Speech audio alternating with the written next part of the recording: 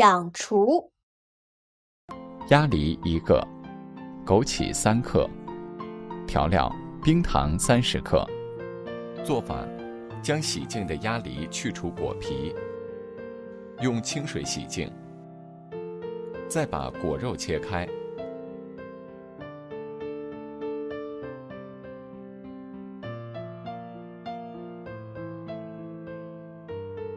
切半后去核，再切成小块。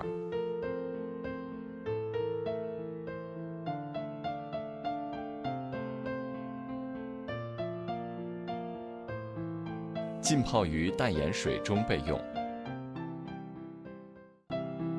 锅中加入约850毫升清水，加盖烧开。揭开锅盖，放入备好的冰糖，再放入切好浸泡后的鸭梨，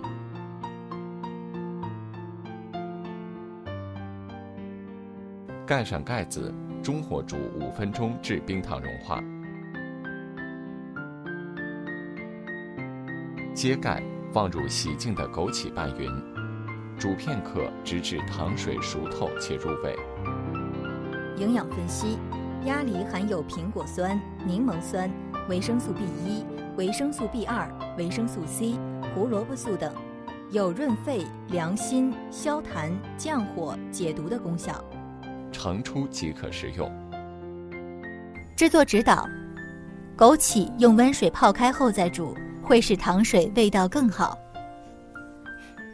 口味甜，烹饪方法煮，功效养心润肺，适合一般人群食用。